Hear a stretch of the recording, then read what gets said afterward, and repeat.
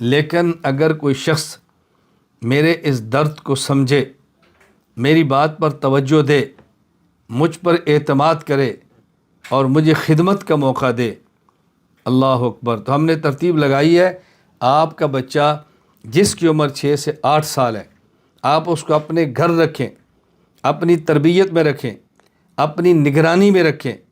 بے شک اس کو آپ اسکول پڑھائیں، بے شک آپ اس کو کالج پڑھائیں، اپنی نگرانی میں رکھ کے اپنے پاس رکھتے ہوئے اس بچے کو آپ یہ ترتیب بنا کر دے سکتے ہیں کہ وہ 2 سال تعلیم القرآن کورس کرے، اس کے بعد وہ بچہ 2 سالہ علم دین کورس کرے، پھر اس کے بعد وہ بچہ 4 سالہ کو 3 سال میں مکمل کرے، اس کے بعد وہ بچہ 1 سال تخصص فی العقائد الاسلامیہ کرے۔ آپ بتائیں ذرا کتنے سال لگے؟ 2 سالہ تعلیم القرآن کورس،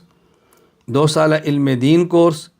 پھر 4 سالہ 3 سال میں مکمل کیا عالم کورس، 7 سال، پھر 1 سال وہ تخصص فی العقائد الاسلامیہ کرے،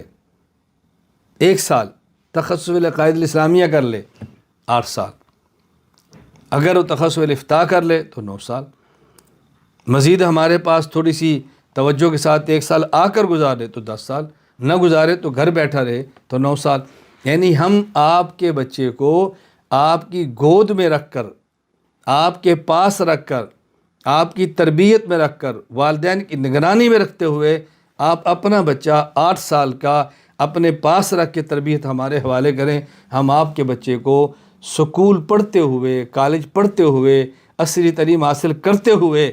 10 سال میں بہترین اس کو عالم بنا کر دیں گے۔ جب اس کی 20 سال کی عمر ہوگی تو سکول میں تو شاید وہ FA BA میں ہوگا، کہاں تک پہنچے گا وہ آپ بہتر سمجھتے ہیں، آپ نے کس طرح اس کی تعلیم کرائی ہے، لیکن وہ آپ کی تربیت میں رہتے ہوئے آپ کا بیٹا یا آپ کی بیٹی انشاءاللہ وہ عالم یا عالمہ بن چکی ہوگی۔